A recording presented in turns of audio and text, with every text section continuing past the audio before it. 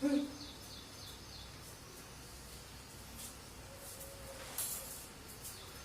Morning students, प्यारे बच्चों। आज हम आपको डाइस के बारे में कुछ बताना चाहेंगे। डाइस का बेसिक और उससे रिलेटेड जो हमारे कंपटीशन एग्जाम में क्वेश्चंस, जो डायरेक्ट क्वेश्चंस पूछे जाते हैं, उनके ऊपर डिस्कस करेंगे और उनकी शॉर्ट ट्रिक्स भी आपको बताते रहेंगे हम। तो सबसे पहले मैं बताना चाहूंगा आपको डाई के बारे में। डाई एक पासे को बोला जाता है और यहाँ पे 6 नंबर होते हैं जो हम यहाँ पे हर एक पार्ट पे लिख सकते हैं। जैसे कि हमें ये कोई डाई की एक पोजीशन दी हुई है, तो यहाँ हमें 3 पोजीशन दिखाई देती है। बाकी की जो 3 पोजीशन होती हैं वो ढकी हुई होती हैं, जो बैक साइड में होती है, पर्दे के पीछे की तरफ होती है, जो हमें दिखाई नहीं देती। जैसे मैं यहाँ पे लिख देता हूं A, B, C। तो इसके बाकी के जो 3 पार्ट होते हैं डाई के ऊपर, वो हमारे बैक साइड में होते हैं। डाई एक क्यूबॉइड के आकार की, यानी एक रूम की तरह होती है, जिसमें 6 हिस्से होते हैं। उसी तरह यहाँ पे भी डाई में 6 हिस्से होंगे। अब वो जो 6 पार्ट होते हैं, उन 6 के 6 पार्टों पे हम चाहे तो अल्फाबेट से डिनोट कर दें, चाहे हम प्लस माइनस सब्ट्रैक्शन मल्टीप्लीकेशन या सर्कल या फिर रेक्टेंगल या फिर ट्रायंगल के रूप में भी लिख सकते हैं, या उन 6 के 6 पार्टों पे हम कोई न्यूमेरिकल्स भी लिख सकते हैं। कहने का मतलब ये हुआ कि जो 6 के 6 पार्ट है वो आप किसी एक नंबर से डिनोट कर सकते हो। तो यहाँ पे जैसे मैंने ABC से लिख दिया, तो यहाँ पे C के अपोजिट में इधर एक पार्ट मिलेगा, B के अपोजिट में इधर पार्ट मिलेगा एक, और A के अपोजिट में A का बॉटम होगा, C का इधर अपोजिट पार्ट मिलेगा और एक B का अपोजिट पार्ट मिलेगा इधर। ये हमारे 6 पार्ट होते हैं, ठीक है। तो ये आपका डाई होता है। आपको क्वेश्चन के अंदर डाई की पोजीशन दी हुई मिलेगी। हो सकता हो डाई की पोजीशन आपको एक पोजीशन दी हुई हो, डाई की 2 पोजीशन दे रखी हो, डाई की 2 से ज्यादा पोजीशन भी दे रखी हो, और चौथी टाइप आपकी होती है ओपन डाई के ऊपर। तो यहाँ पे 4 पोजीशन के क्वेश्चन आपके पास होंगे। पहली जो टाइप होगी हमारे पास, जो कंपटीशन लेवल में जो क्वेश्चन पूछे जाते हैं, जो HSSC में, SSC में, CGL में और जितने भी हमारे स्टेट लेवल के कंपटीशन होते हैं, उन सभी लेवल्स में हमारे पास 4 टाइपों के क्वेश्चन पूछे जाते हैं। पहली जो टाइप होती है वो अगर हमें किसी एक पोजीशन में दी हुई हो, डाई किसी एक पोजीशन में दी हुई हो, 1 पोजीशन इज गिवन, हमें डाई की कोई एक पोजीशन दे रखी हो, 1 पोजीशन इज गिवन, अगर हमें एक पोजीशन दी हुई हो, वो हमारी पहली टाइप आती है। दूसरी टाइप हमारी आती है अगर हमें किसी डाई की 2 पोजीशन दे रखी हो, 2 पोजीशंस आर गिवन, हमें 2 पोजीशन दे रखी हो। थर्ड हमारे पास आती है कि हमें डाई की 3 या 3 से ज्यादा पोजीशन हमें दी हुई हो, किसी डाई की 3 या 3 से ज्यादा पोजीशन हमें दी हुई हो, 3 और मोर पोजीशन आर गिवन, हमें 3 या उससे ज्यादा पोजीशन, हो सकता हो 4 पोजीशन दे रखी हो, 3 पोजीशन दे रखी हो, तो वो हमारी तीसरी टाइप होगी। और चौथी जो हमारी टाइप होती है वो ओपन डाई की टाइप होती है, ओपन डाइस। ये 4 टाइपें हमारी होती हैं डाइस के ऊपर, और इन्हीं के ऊपर हमारा क्वेश्चन बनता है जो कंपटीशन लेवल में, हर एक कंपटीशन लेवल में पूछा जाता है। तो सबसे पहले हमारा जो बेसिक होगा वो हमारी सेकंड टाइप होगी, यानी कि जब हमें किसी डाई में 2 पोजीशन दी हुई हो तो हम क्वेश्चंस को कैसे सोल्व आउट करते हैं। जब आपको 2 पोजीशन दी हुई है, मैं केस नंबर सेकंड के बारे में डिस्कस करना चाहूंगा। जब हमें 2 पोजीशन दी हुई हो तो हम कैसे करते हैं, देखिए। If 2 position are given, 2 position are given, अगर हमें 2 पोजीशन दे रखी है तो हम क्वेश्चन को कैसे सोल्व आउट कर पाते हैं। यहां पे हमारे पास 2 तरह के क्वेश्चन बनते हैं। अगर हमें 2 पोजीशन दे रखी है तो यहां पे 2 तरह के क्वेश्चन बनेंगे हमारे पास। एक क्वेश्चन बनेगा हमारे पास कि हमें 1 कॉमन एलिमेंट मिले, 1 element is common, 1 element is common,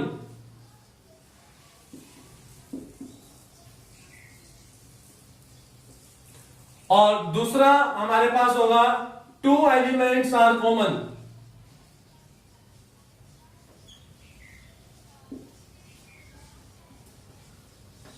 जो हमारी सेकंड जो केस होता है, यानी कि दो पोजीशन अगर हमें किसी डाई की दी हुई होती है तो वहां पे हमारे पास दो पार्टों में क्वेश्चन को सोल्व किया जा सकता है। हो सकता हो ये पार्ट मिले हमें वन एलिमेंट कॉमन हो, और हो सकता है हमें टू एलिमेंट कॉमन हो। तो आज हम इस टाइप के बारे में बात करेंगे। अगर हमें एक एलिमेंट कॉमन मिलता है तो इस टाइप के बारे में हम बातचीत करते हैं। देखिए हमारा क्वेश्चन क्या है, यहाँ पे फर्स्ट क्वेश्चन के ऊपर चलते हैं। सबसे पहले हमें क्वेश्चंस को करते समय सबसे पहले इस बात का ध्यान रखना है कि हमारे पास डाई पे 6 पार्ट होते हैं, तो हमें उस डाई के अपोजिट पार्ट्स को देखना होता है। अपोजिट पार्ट्स को हमें ढूंढना पड़ेगा, तो सभी पार्ट्स का अपोजिट पार्ट्स मिलेगा और हमें उसी को ढूंढना है। और उसी को ढूंढने के लिए हमारे पास ये दो टाइप हैं। अगर आपके पास किसी डाई के दो पोजीशन दी हुई है और दोनों पोजीशन में से उनमें एक पोजीशन, दोनों पोजीशन में से एक एलिमेंट कॉमन मिले, तो वहां पे फर्स्ट टाइप का हम यूज करते हैं। देखिए हमारा क्वेश्चन ये होगा, फर्स्ट क्वेश्चन इज दैट, हमें डाई दी हुई है। देखिए क्वेश्चन नंबर फर्स्ट हमारे पास आता है, जैसे कि हमें ये डाई दे रखी है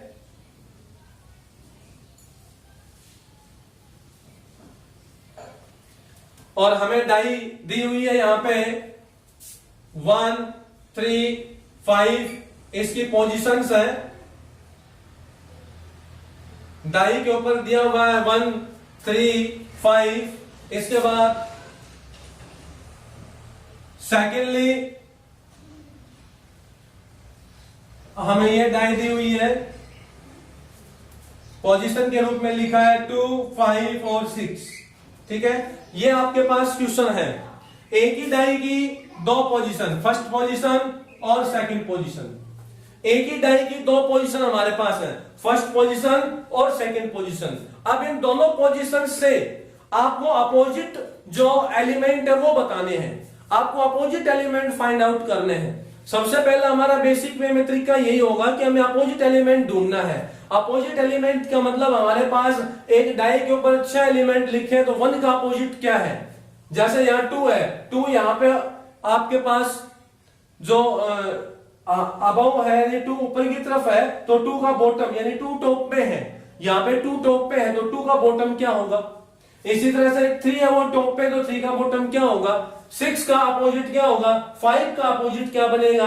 तो ये हमें अपोजिट वैल्यूज निकालनी पड़ती हैं। तो अपोजिट वैल्यूज निकालने के लिए हम यहाँ पे देखिए 1 एलिमेंट इज कॉमन, ये फर्स्ट टाइप पढ़ेंगे। और फर्स्ट टाइप के अकॉर्डिंग आपको क्या करना होता है, ये करना होता है सबसे पहले ये देखिए कि इन दोनों पोजीशंस में कौन सा एलिमेंट कॉमन है। जो एलिमेंट आपके पास कॉमन है यहाँ पे, उस कॉमन एलिमेंट को देख लो क्या है।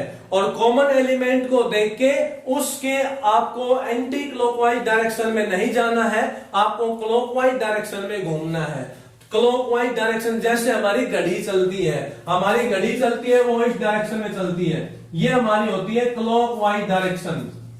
क्लॉकवाइज डायरेक्शन होती है, जैसे हमारी घड़ी चलती है उस डायरेक्शन में हमें चलना है। तो ये हमारी कौन सी डायरेक्शन हुई, क्लॉकवाइज डायरेक्शन। तो क्लॉकवाइज डायरेक्शन में चलना है तो हमें इस तरह से चलना पड़ेगा, इधर भी और इधर भी ऐसे क्लॉकवाइज डायरेक्शन में चलेंगे।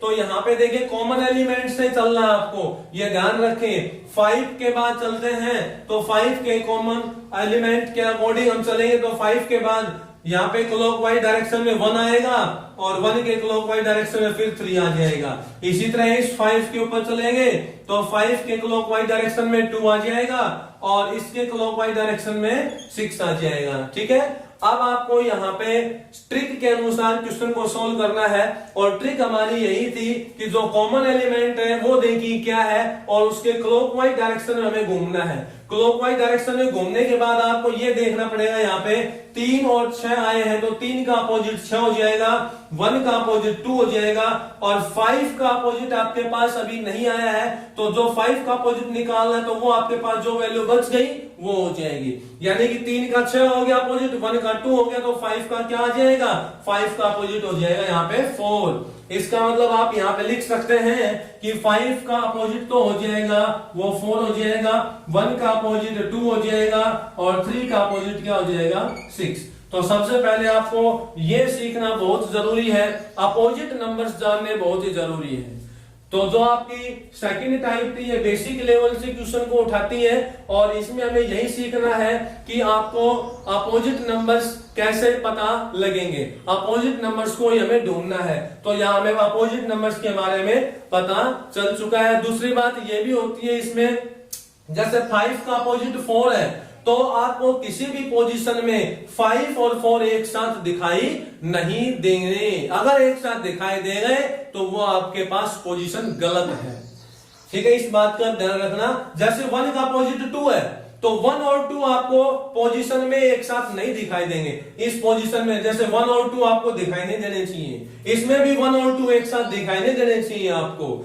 3 का अपोजिट 6 है तो 3 और 6 एक साथ दिखाई नहीं देने चाहिए। ये आपकी कंडीशन है, ध्यान रखना इसको, ठीक है। इसके ऊपर आगे चलते हैं। नेक्स्ट क्वेश्चन हमारे पास आता है बिल्कुल इसी पोजीशन में चलना में, पहली टाइप हमारी यही है, इसी टाइप के ऊपर हम क्वेश्चंस को सोल्व करेंगे। आज हम इतना ही सीखेंगे कि हमें अपोजिट जो वैल्यूज होती हैं वो कैसे फाइंड आउट करनी होती है। जैसे कि हमें दिया हुआ है, अगला जो क्वेश्चन है वो हमारे पास ये है, ये हमारे पास एक डाई दी हुई है, this is given a die और यहां पे लिखा हुआ है 2 3 4 और डाई की सेकंड पोजीशन ये है, दूसरी पोजीशन आपको ये दी हुई है और यहां लिखा है 6 2 1, ठीक है। दो पोजीशन आपके पास है, ये फर्स्ट पोजीशन ये है और सेकंड पोजीशन आपके पास ये दी हुई है, दो पोजीशन है। तो आपको बताना है कि अपोजिट जो यहां पे वैल्यूज होंगी वो कौन कौन सी है। तो तरीका अभी बताया था, कॉमन एलिमेंट देखिए, कॉमन एलिमेंट क्या है दोनों में कॉमन एलिमेंट देखिए, यहां 2 है और यहां भी 2 है। जब आपने कॉमन एलिमेंट देख लिया है तो उसके क्लॉकवाइज डायरेक्शन में घूमना है आपको।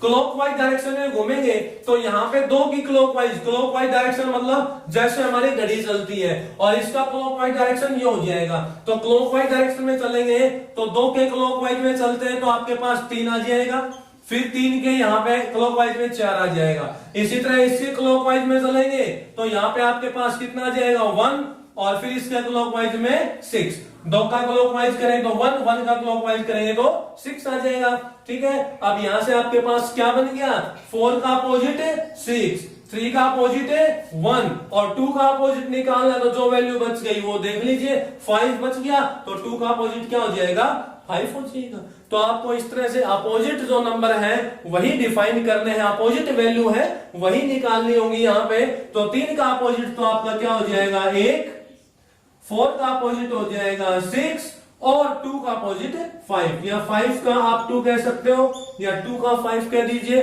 बात एक ही होती है, सेम थिंग। तो यह आपके पास इस तरह से अपोजिट जो वैल्यूज है वो निकालने का तरीका होता है। हम यहाँ पे क्लास फर्स्ट के अंदर इतना ही बता पाएंगे कि यहाँ पे हमें अपोजिट जो वैल्यूज है वो किस तरह से डिफाइन करनी होती है, ठीक है। इस तरह से आगे देखिए हमारे पास नेक्स्ट क्वेश्चन है।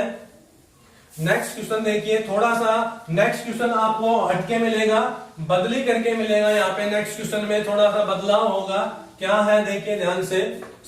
क्वेश्चन नंबर 3 हमारे पास आता है, यहाँ पे हमें दिया हुआ है, देखिए 2 पोजीशन हमें दे रखी है डाई के अंदर।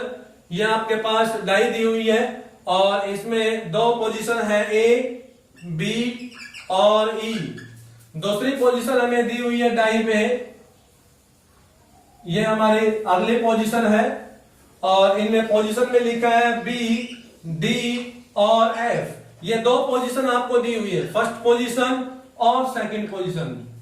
इन दोनों पोजीशन की हेल्प से हमें पहले तो इनके अपोजिट वैल्यूज को बताना है और अपोजिट वैल्यूज के ऊपर फिर आपको 4 ऑप्शन दिए गए हैं, उनमें से ऑप्शन आपको छांटना पड़ेगा। ऑप्शन पहला है, ऑप्शन आपको देखना पड़ेगा कौन सा ऑप्शन आपका सही होगा। पहला ऑप्शन है, ये हमें डाई दे रखी है इसमें और इसमें लिखा गया है सी, बी, डी।